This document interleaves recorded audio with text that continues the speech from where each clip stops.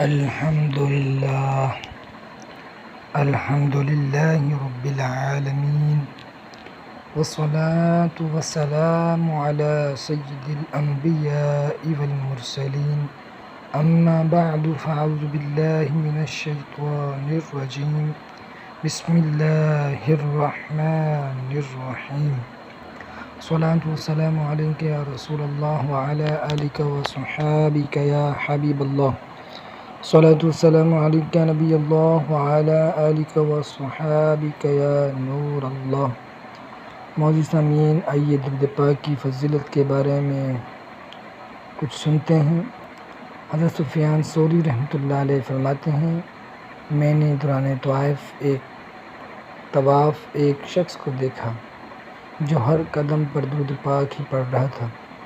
میں نے اس سے پوچھا، بھائی طواف کے دوران پڑھنے کی اور دعائیں اور اذکار بھی ہیں، ان سب کے بجائے صرف درود پاک ہی کا ورد کیے جا رہے ہو، اس میں کیا راز ہے؟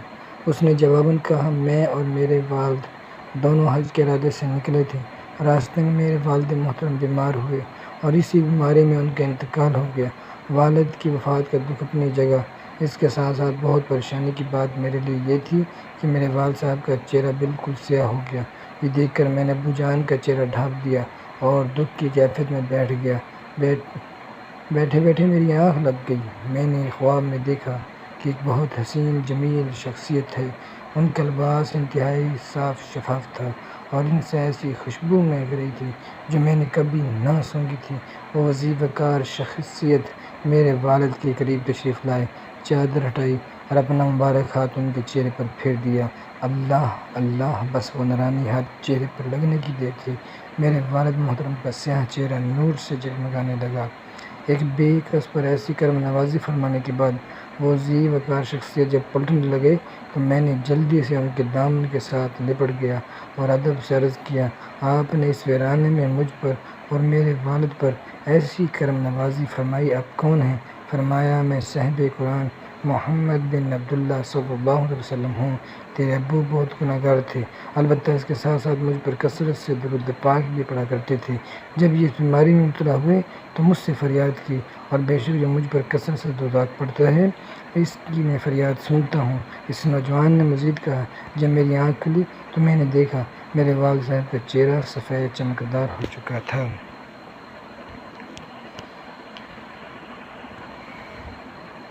حصول برکت کے لیے ہم بھی تمام درود پاک پڑھ لیں۔ اللہم صلی وسلم وبارک علی سیدنا و مولانا محمد وبارک وسلم وصلی علیہ۔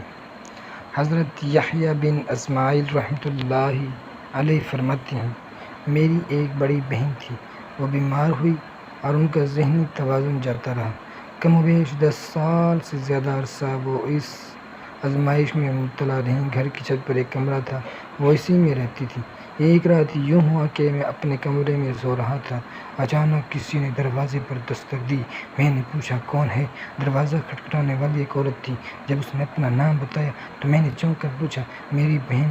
جواب آیا، ہاں تمہاری بہن۔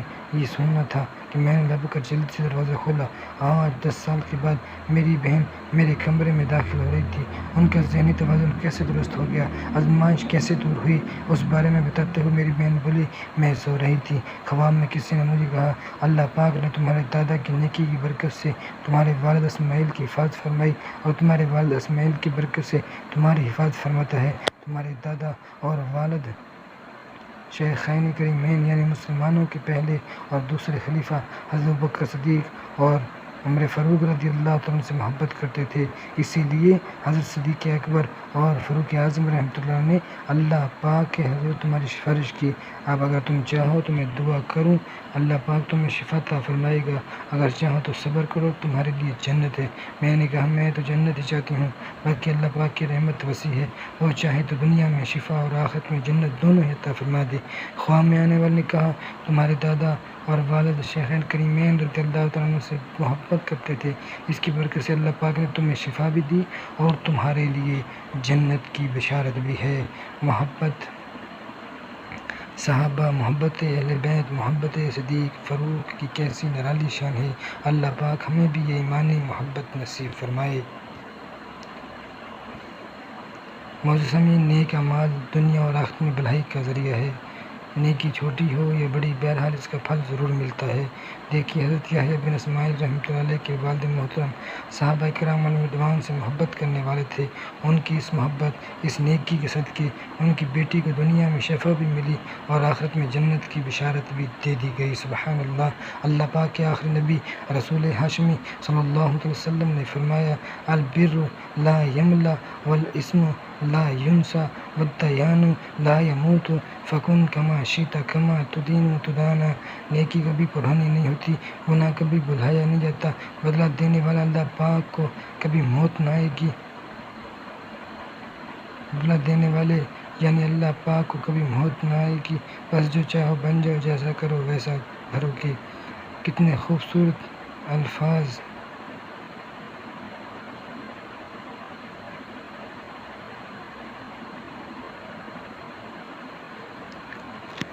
دل پر نقش کرنے کے لائق ہیں۔ کوشش کر کے ہم ان مبارک الفاظ کو یاد کر کے دل میں بٹھا لیں۔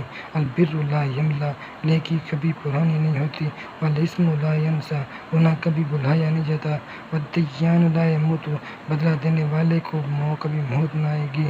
فکن کما شئت، پس جو چاہو بن جاؤ، کما تدین تدانا، جیسا کرو گے ویسا بھرو گے۔ معزز سامعین، واقعی حقیقت ہے، نیکی کبھی پرانی نہیں ہوتی۔ ایک ہے نیک اعمال کا اخروی اجر ثواب، اس کی تو کیا شان ہے۔ اللہ پاک نے نیک اعمال کرنے والے مسلمانوں کے لیے ایسی نعمتیں تیار فرما رکھی ہیں جنہیں نہ کسی آنکھ نے دیکھا، نہ کسی کان نے سنا، نہ کسی دل میں ان کا گمان گزرا۔ اللہ پاک فرماتا ہے، وَلَأَجْرُ الْآخِرَةِ أَكْبَرُ، اور بے شک آخرت کا ثواب بہت بڑا ہے۔ اس کے ساتھ ساتھ دنیا میں بھی نیک اعمال کے اچھے نتائج دیکھنے کو ملتے ہیں۔ قرآن حدیث میں نیک اعمال کے بہت سارے دنیاوی فوائد بھی بیان ہیں۔ پارہ 14 سورہ نحل آیت 30 میں ارشاد ہوتا ہے، الذین احسنوا فی ہذہ الدنیا حسنہ وَلَدَارُ الْآخِرَةِ خَيْرٌ، جنہوں نے اس دنیا میں بھلائی کی ان کے لیے بھلائی ہے، اور بے شک آخرت کا گھر سب سے بہتر ہے۔ تفسیر سرایات الجنان میں ہے، اس آیت کا ایک معنی یہ ہے، جو لوگ ایمان لائے اور اچھے نیک اعمال کیے انہیں دنیا میں بھی اس کا اجر ملے گا۔ ایک اور آیت میں ہے، من عمل صالحا من ذکر او انثی وهو مؤمن فلنحینہ حیاۃ طیبہ، جو مرد یا عورت نیک اعمال کرے اور وہ مسلمان ہو تو ہم ضرور اسے پاکیزہ زندگی دیں گے۔ نیک اعمال کی برکت سے بندہ مومن کو دنیا میں رزق حلال، نیک پاکیزہ پرسکون سکھ چین اور راحت و آرام والی پاکیزہ زندگی عطا کی جاتی ہے۔ حضرت حسن بن صالح رحمۃ اللہ نے فرمایا، نیک عمل بدن میں قوت، دل میں نور اور آنکھوں میں روشنی پیدا کرتا ہے، جبکہ برا عمل بدن میں کمزوری، دل میں اندھیرا اور آنکھوں میں اندھا پن لاتا ہے۔ ایک بہت بڑے عالم ہوئے ہیں علامہ ابو طیب طبری رحمۃ اللہ علیہ، آپ نے 100 سال سے بھی زیادہ عمر پائی۔ اس عمر میں بھی آپ ذہنی جسمانی لحاظ سے تندرست و توانا تھے۔ آپ سے کسی نے صحت کا راز پوچھا تو فرمایا، میں نے جوانی میں اپنی جسمانی صلاحیتوں کو گناہ سے محفوظ رکھا، خود کو نیک اعمال میں لگائے رکھا، اس کی برکت سے آج جب میں بوڑھا ہو گیا ہوں تو اللہ پاک نے میری جسمانی صلاحیتوں کو میرے لیے باقی رکھا۔ یہ ہے نیک اعمال کا دنیاوی فائدہ، جو گناہوں سے بچ کر نیک اعمال میں لگا رہے، اللہ پاک اسے صحت و سلامتی والی پرسکون زندگی عطا فرماتا ہے۔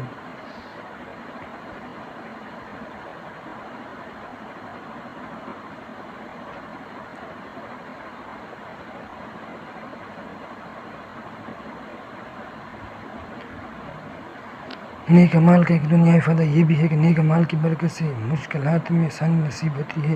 اللہ پاک قرآن کریم میں ارشاد فرماتا ہے، وَمَن يَتَّقِ اللَّهَ يَجْعَل لَّهُ مِنْ أَمْرِهِ يُسْرًا، اور جو اللہ سے ڈرے اللہ کے احکام میں آسانی فرما دے گا۔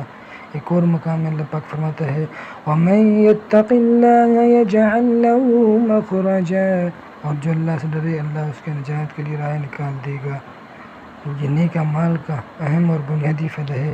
جو بندہ نیک اعمال کرتا ہے، اللہ پاک مشکل وقت میں اس کے لیے آسانیاں پیدا فرماتا ہے، اور ایسے وقت میں جب آدمی کو نجات کا کوئی راستہ نظر نہیں آ رہا ہوتا، اللہ پاک اس وقت بندے کے لیے راستے پیدا فرما دیتا ہے۔ اللہ پاک کے پیارے اور آخری نبی رسول ہاشمی صلی اللہ علیہ وسلم نے فرمایا، صنائع المعروف تقی مصارع السوء، یعنی نیک اعمال برائیوں سے بچا لیتے ہیں۔ آج سے تقریباً 1.5 پونے 2 سال پہلے کا واقعہ ہے۔ عرب عرب کے کسی دیہات کا رہنے والا ایک شخص تھا جس کا نام ابن جدعان تھا۔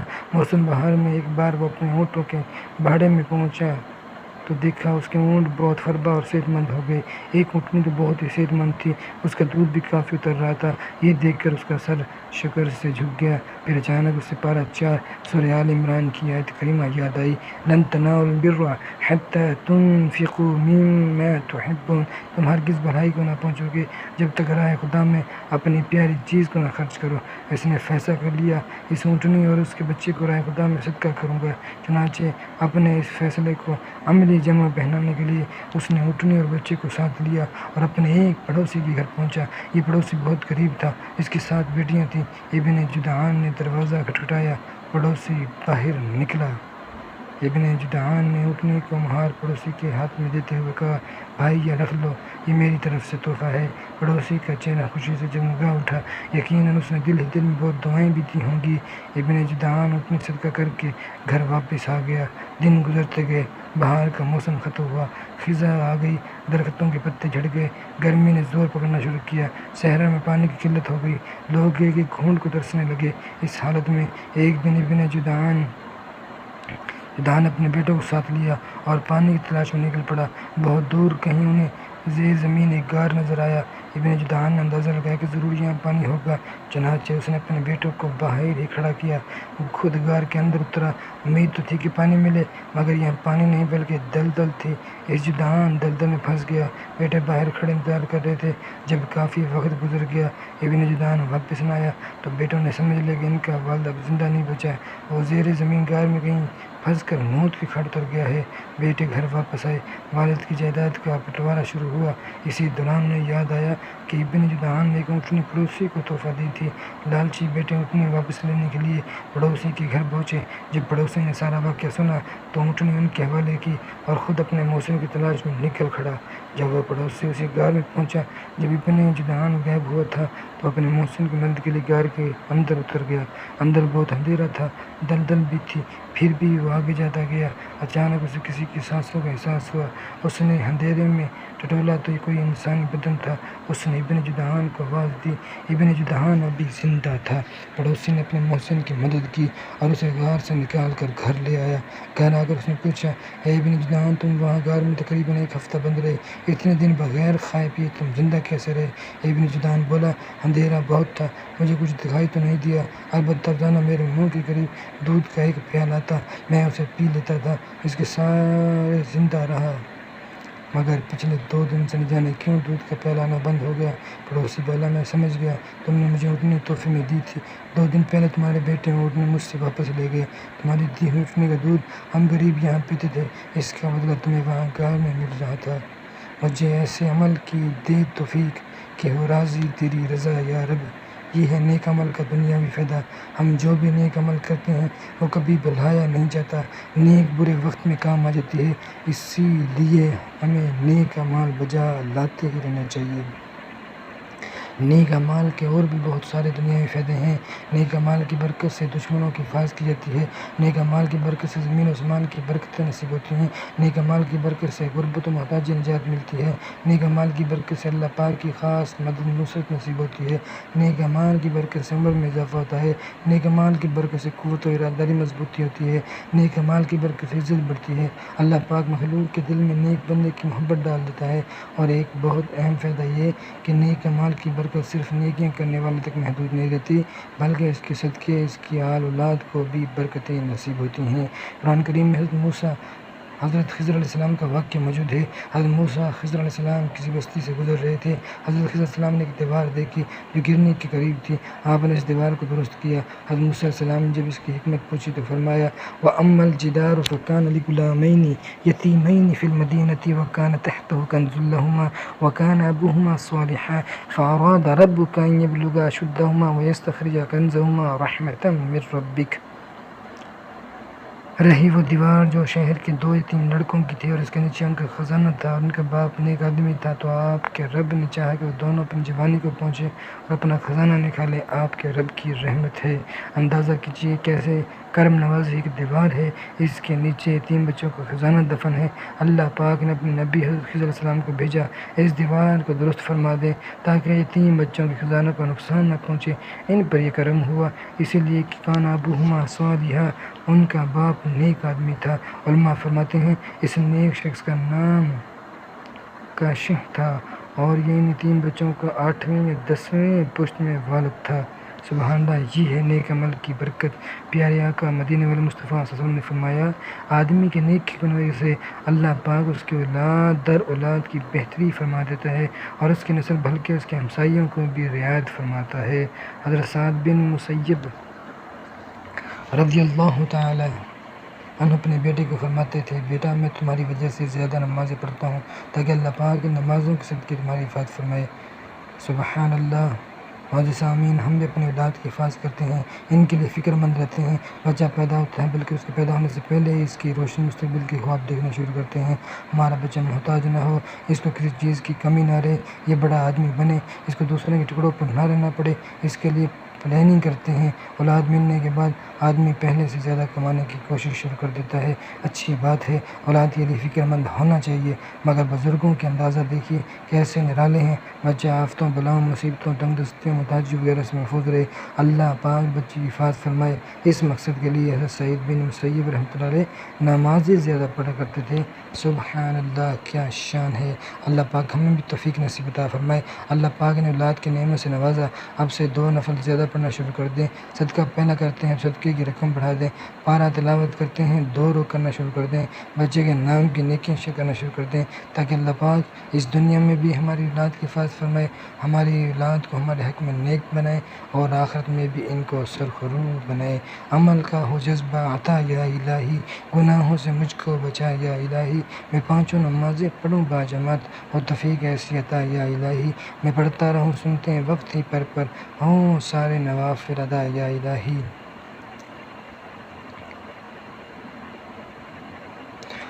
72 نیک اعمال میں پہلا نیک عمل،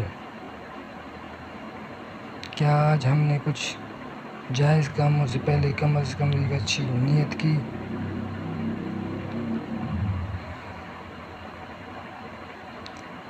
علماء کرام فرماتے ہیں والد کو چاہیے کہ اولاد کی پرورش اس نیت سے کرے کہ میرا یہ بیٹا یا بیٹی روز قیامت میری شفاعت کریں گے۔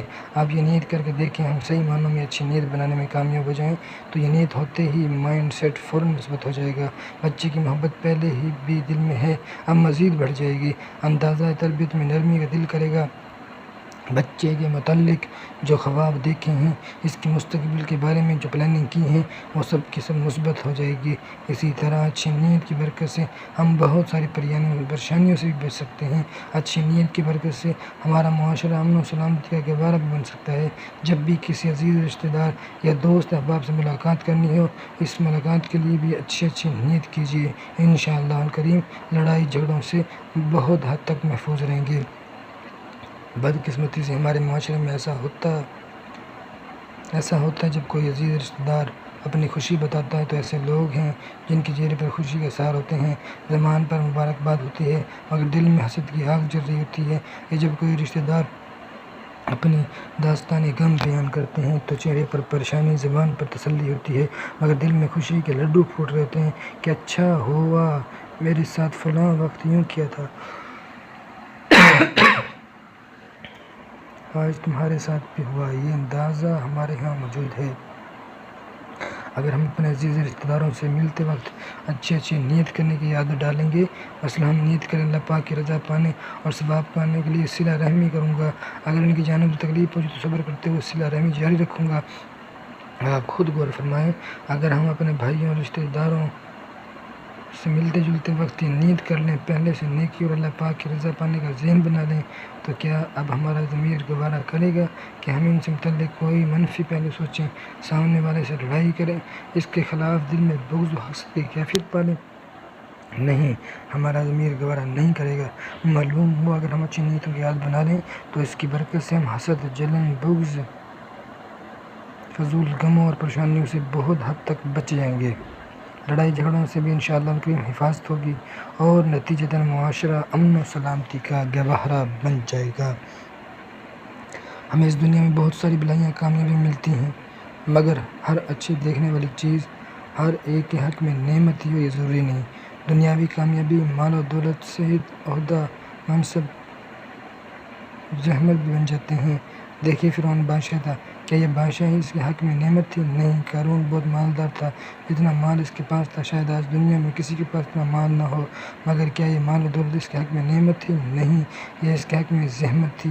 اگر ہم اچھی نیتوں کی عادت بنا لیں تو اس کی برکت سے انشاءاللہ الکریم دنیا میں ملنے والی نعمتیں، کامیابیاں زحمت بننے سے محفوظ ہو جائیں گی۔ دیکھیے دنیا کے مال کمایا گیا مال و آخرت میں ہلاکت کا سبب ہے۔ اگر ہم مال کمانے میں اچھی نیت کر لیں تو یہی مال آخرت میں نجات کا ذریعہ بن جائے گا۔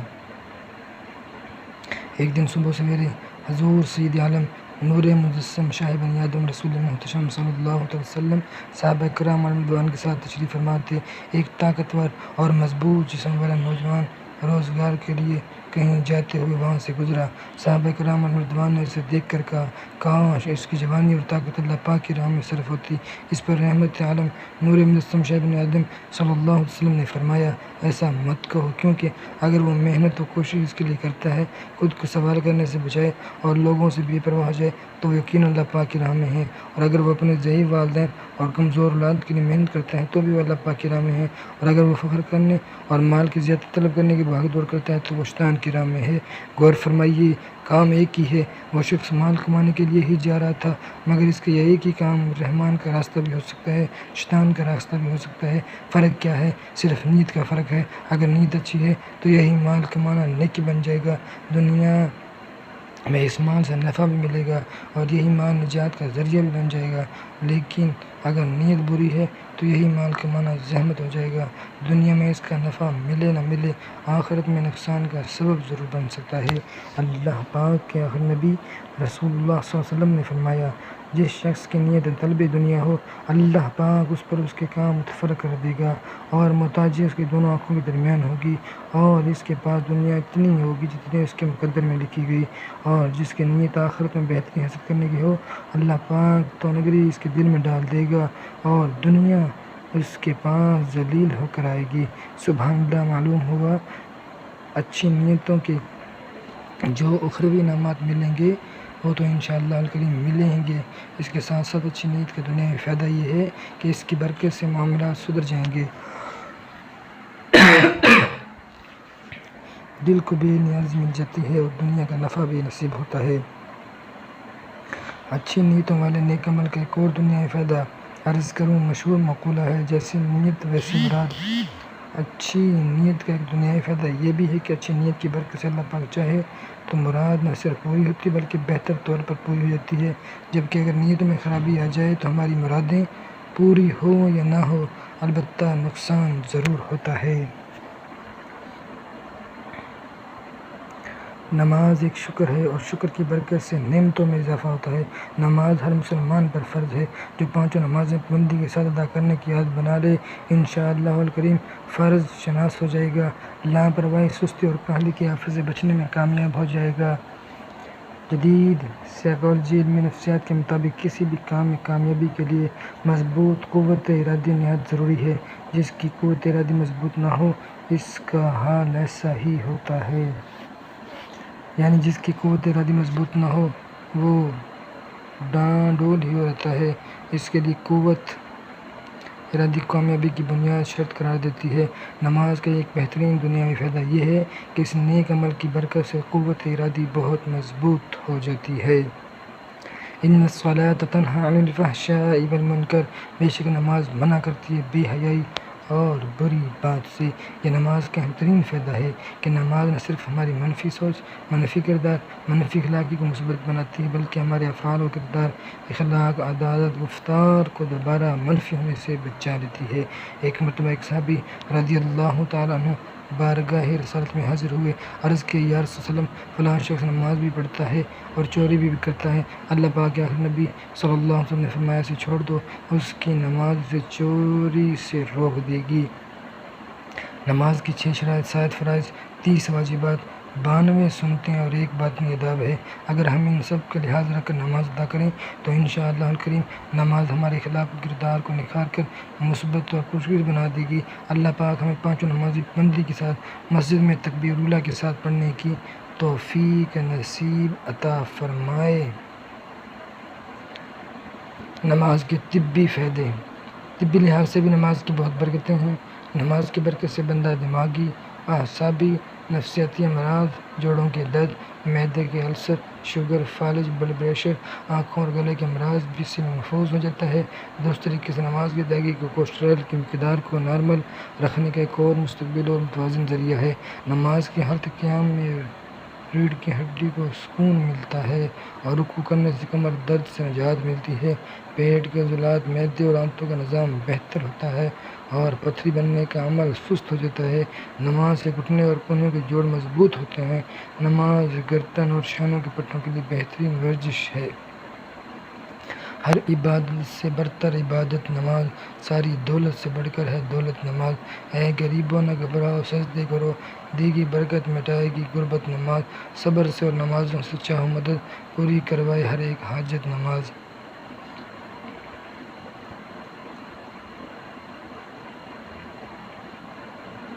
اللہ تعالیٰ سے دعا ہے کہ ہمیں بھی خوب نیک اعمال کرنے، پانچوں نمازیں مسجد میں پڑھنے اور تمام فرائض کو صحیح معنوں میں انجام دینے کی توفیق عطا فرمائے۔ آمین بجاہ نبی الامین صلی اللہ تعالیٰ علیہ